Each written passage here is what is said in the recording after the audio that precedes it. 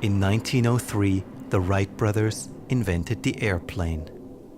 It was hard to imagine then that today there would be over 500,000 people traveling in the air at any point in time. In 2008, Satoshi Nakamoto invented Bitcoin and the blockchain. For the first time in history, his invention made it possible to send money around the globe without banks, governments, or any other intermediaries. Satoshi is a mystery character, and just like the Wright brothers, he solved an unsolvable problem. Whenever this happens, it inspires incredible innovation. The concept of the blockchain isn't very intuitive, but still many people believe it's a game changer. Despite its mysterious beginnings, the blockchain may be the airplane of our time.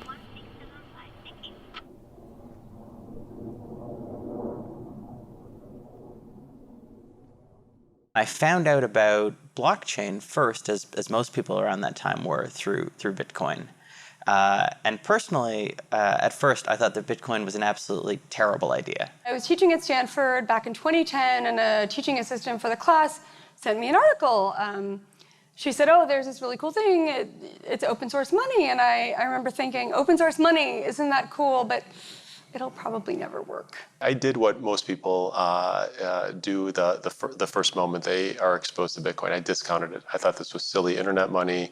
You could mine it. It's like a golden goose. It took me about a year to really re-explore the technology.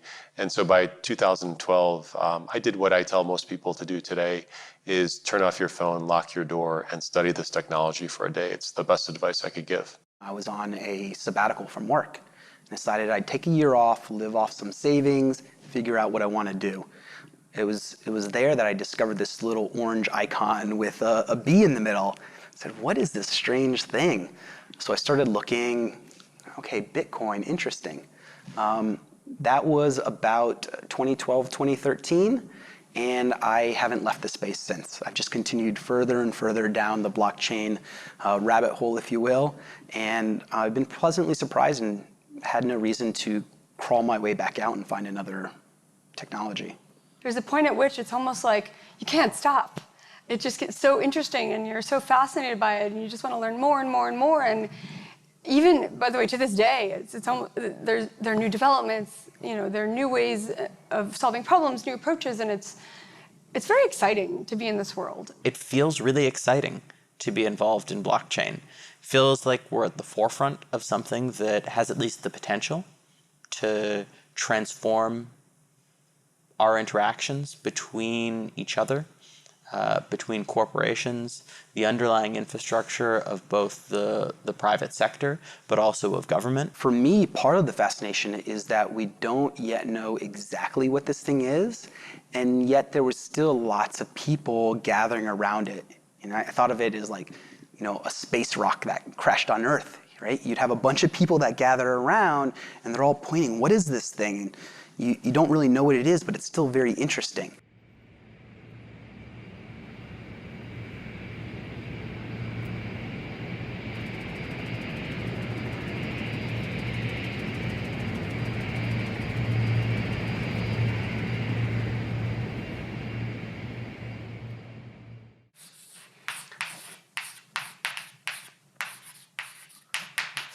So for me personally, the blockchain has two main technical ingredients.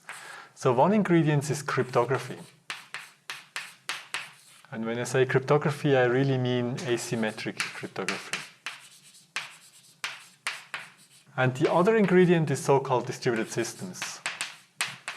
But these are the two main things. If you understand these two things, then basically you understand all the technical details of blockchain or Bitcoin, for that matter. You have the ability to create records that are indelible.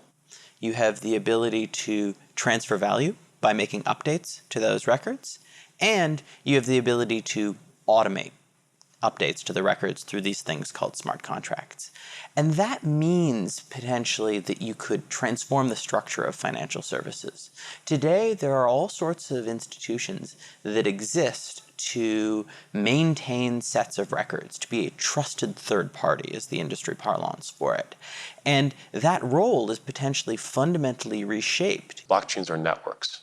And networks that we see today, Alibaba, Airbnb, Uber, those are interesting networks, but they're centralized networks. Here, you're going to have networks that are decentralized, that are working more on as a cooperative. I think some of the challenges will be what are the economics of those networks, what are the economics of certain blockchains versus today's discussion, which is all about the technology. I think tomorrow's discussion will be about how do you build network effects off of these new railroads. And what's especially interesting for me is that it was a grassroots movement from the technology sector, not sort of the movement of established businesses trying to get in to find a new selling point. It's really a bottom-up movement from us geeks. It's one of the most amazing things in science that happened in the last 100 years, that this thing is actually possible, that you can digitally sign transactions or other kinds of information so that you can prove to people that you actually signed this. It's much more secure than these, curvy, wriggly signatures we usually use in our everyday life. And it probably will replace those things soon enough.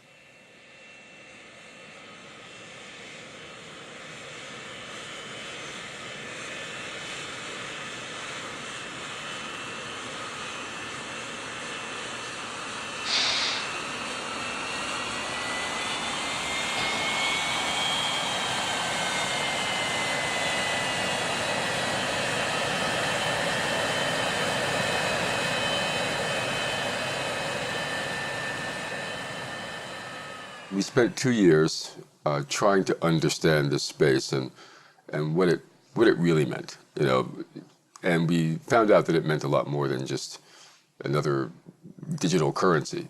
It actually, as the blockchain became more influential in our thinking, we began to realize that it was a profound shift in how the internet could be used to create new forms of value, and how it could be used to enfranchise, and include people in global finance. We've had the internet for years now, and on the internet, still nobody knows whether you're a dog or not. Identity fraud is completely out of control, data breach. So, the area where we need some new thinking is in the sort of in the identity space. So maybe the technology brings something new into that space, and we need it fairly quickly, because we haven't fixed the identity problem for people, but we're about to put 10 billion, trillion, gazillion things on the internet. We can have a trust relationship without really having ever met each other or having done business at all with each other. I think that's fundamental, one of the fundamental things. Security is another. Blockchains are military-grade cryptology, and they've never been cracked. It isn't, when you hear about hackers, stealing Bitcoin or whatever, they're not stealing from the blockchain itself.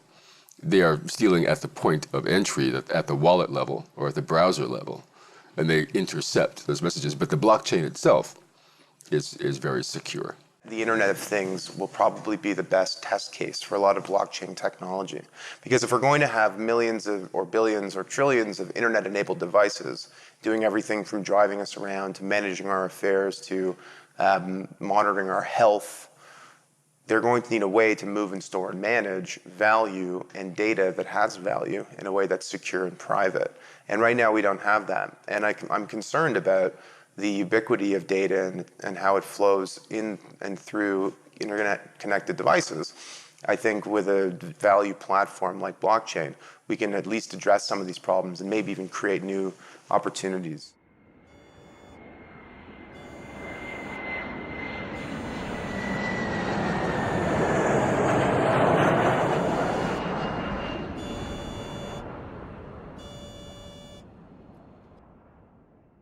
cannot sit in our office and study and whatever. Of course, we do that as well, but we need to go out. We need to participate in this whole blockchain community. And honestly, what is very new to me, especially the younger person in my team, how enthusiastic they are about it. So if there is a hackathon, for example, organized, whatever, they never come to me and say, Jan, can I go there? Can I get some money for that? They just go. You know, they're just so interested. They just go and participate and share what they learned, and we have further discussion. And I believe this is really a new way also for us how we deal with this kind of new technology. We are really in the middle of it. Nobody tells us what to do. It's really we together shaping, let's say, what the ambition, what we stand for in the end for blockchain. We need to be much more technological. We need to have an awareness of how something is programmed in order also to check if the programming is correctly or not. So these might be a kind of capabilities that at the moment we have, but not in the way that it's needed for the future. So I think in the future you always need to have a kind of IT or technological link to the things in order to understand them. Otherwise, you always need your IT guy sitting next to you, helping you in the understanding of the problem. This is not something that's going to impact one or two industries. It's going to affect every industry in the same way that the internal combustion engine affected almost every industry, the same way the internet affected almost every industry, the way the steam engine created new industries. So this is one of those big generational technology shifts that will require a concerted and focused response. Otherwise, you'll miss the boat. And I think we are all also in the financial service industry trying to recognize that we don't have to be defensive of that, but we rather have to embrace not just this technology, but this enabler that it brings us to actually access a vastly underutilized or undiscovered market that we have to really do business with on an eye-to-eye level. We talk to all sorts of senior executives in financial services, and often we talk to them and they'd say, well, we've looked at Bitcoin, we've had smart people come in and explain to us how the blockchain works, but I still just really don't understand what it means for my business. And I think that makes sense in a way, because if you think about an iPhone, for example, what's really important when a new iPhone comes out? Is it that there's some new chipset, or they have some new way of compressing frequencies? I'm not an engineer. I don't know how any of that works. What matters to people is what they can do with the technology. Of course, success is in no way guaranteed. One day we may look back on this and say, "Oh, wasn't that great?" But if you ask me, I think there's undoubtedly a huge amount of progress that has already been made, and there's something here. I find it hard to believe that I'm going to look back in 10 or 20 years and say, "Oh, none of this ended up happening," because we're really seeing a new way of transacting value on the internet.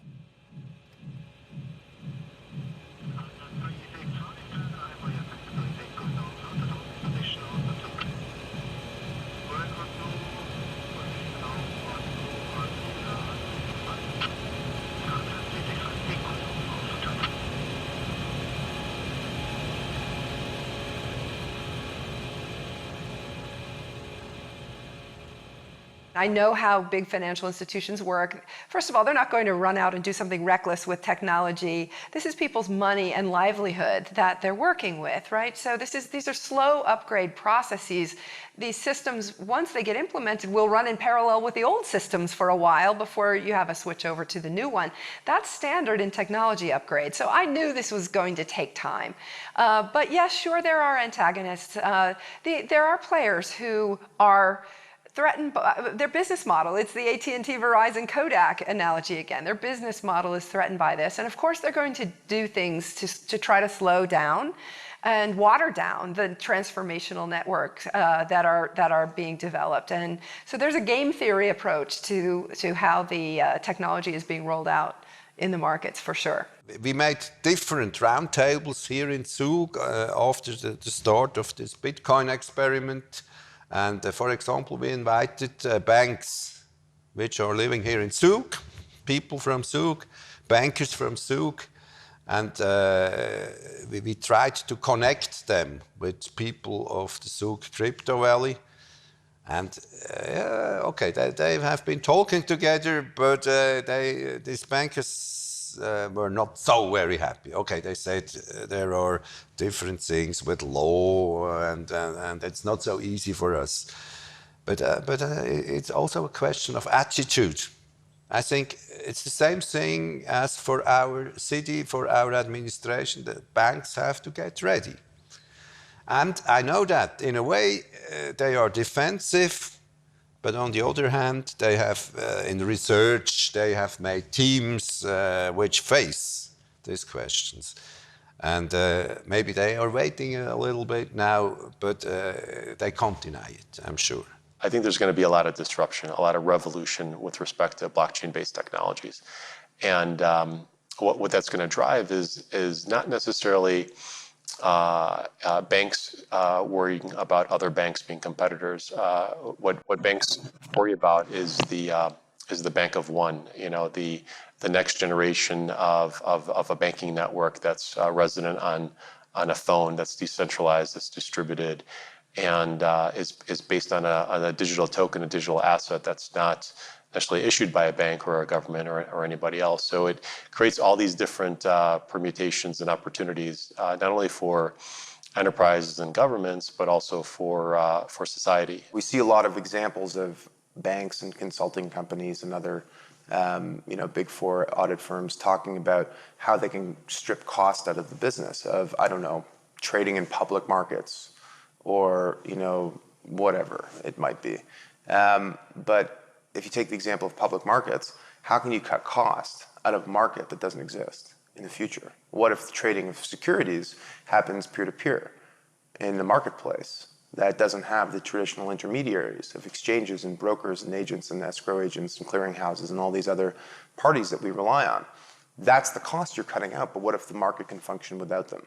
So the important thing for big leaders of big companies is not just to think about cost, but also to think strategically. What can this technology enable me to do that I wasn't able to do in the past? I think it's going to take a long time for it to weave its way into the system. It may take a normal tech upgrade cycle for it to fully weave its way into the system, but I've said publicly, I think within 20 years, that financial services will be just software. And the smart contracts technology in particular is going to automate a lot of the things that institutions and people handle today.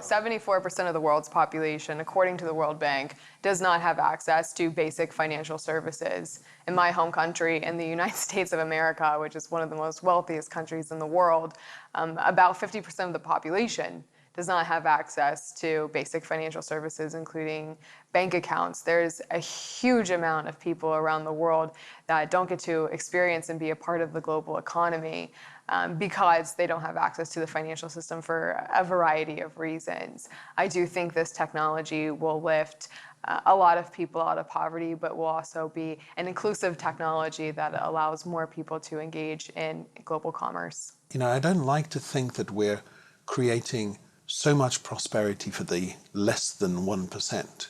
I like to think of purpose-led businesses. And by the way, that's the trick, I think, for large corporations, is to understand that the cost efficiencies of embracing this new technology will potentially widen their accessible markets at a cost that's reasonable. And that in itself will create prosperity in different areas. Something that I think we should think about. Pretty soon, when smartphones can be had for less than $5 each, which is right around the corner, nearly every person living in poverty on Earth will have access to a smartphone and be connected to a network. That is game-changing in and of itself. When you have digital wallets on these phones and you have the ability to trade assets, we're going to answer that question, what happens when everybody has money? Because capitalism itself has thrived in some areas by the natural exclusion of others from markets. It actually uses that scarcity principle as its driving basis.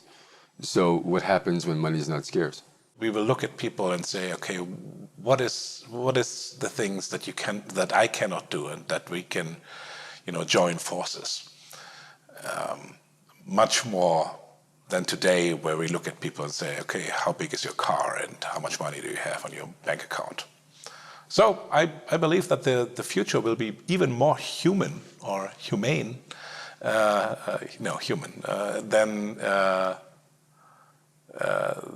the last 100 years that we've seen.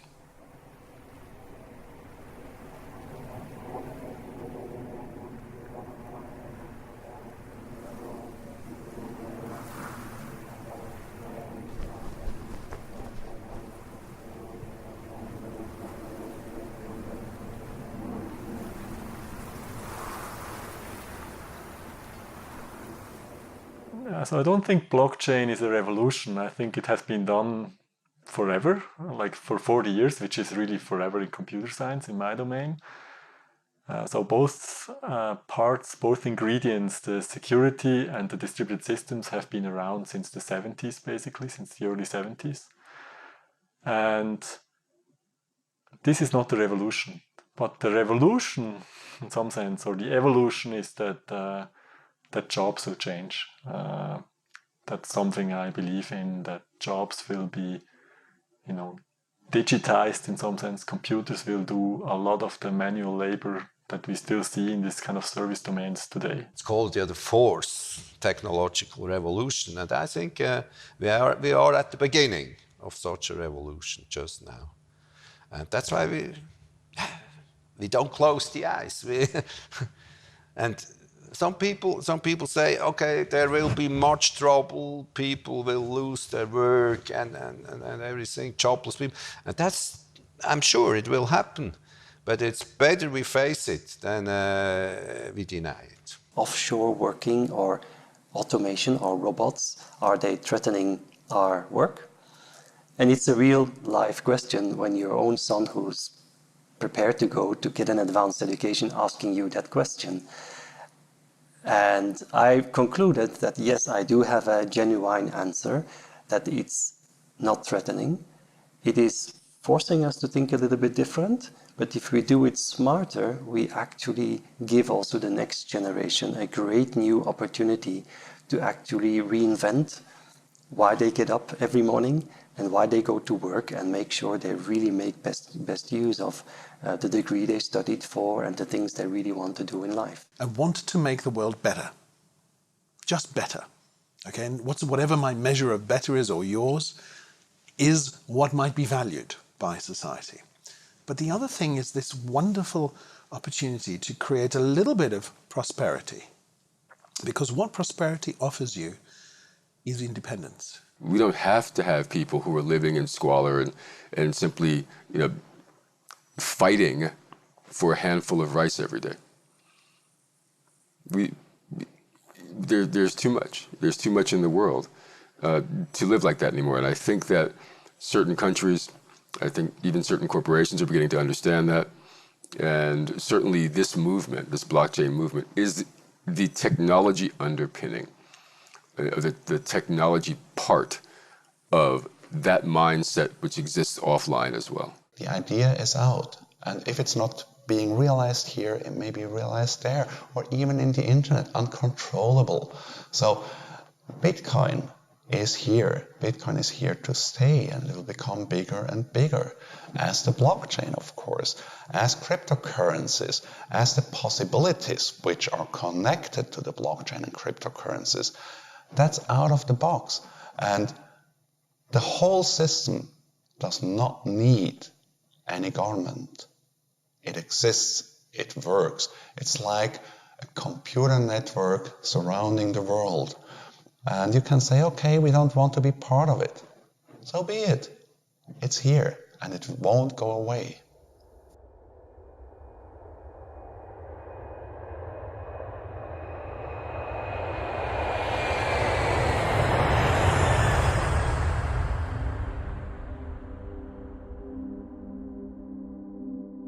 I feel like this is a generational opportunity for entrepreneurs and investors.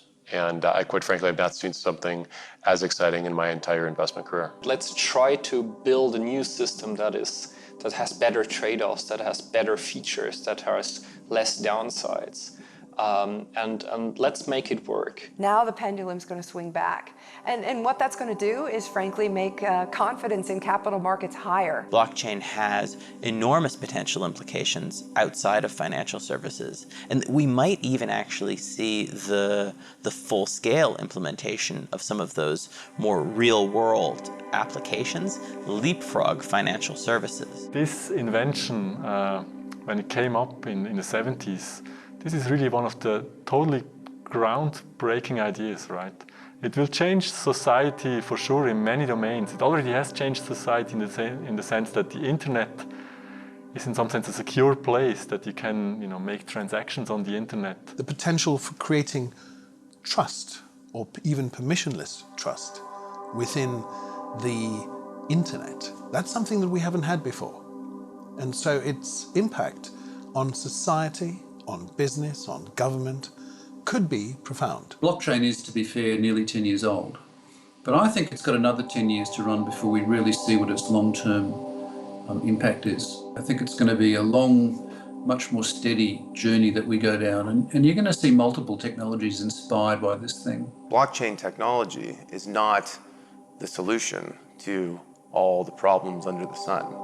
And I think as it matures, we will begin to see its potential benefits, but also its limitations. You can deny it or you can face it.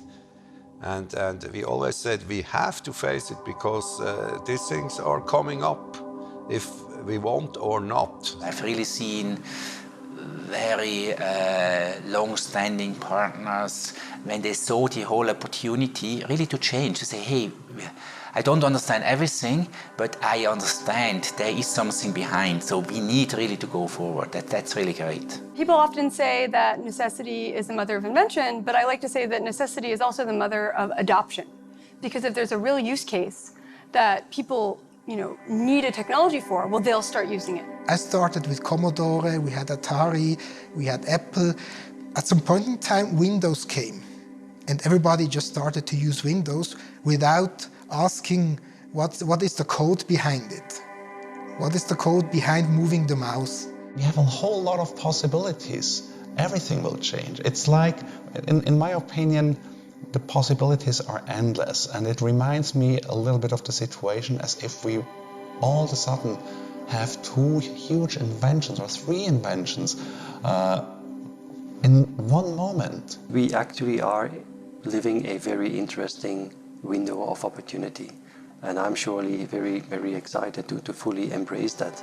And even one little step can be a great step for mankind. And I think that we are exiting the industrial age and that we are entering an age that we still have to name.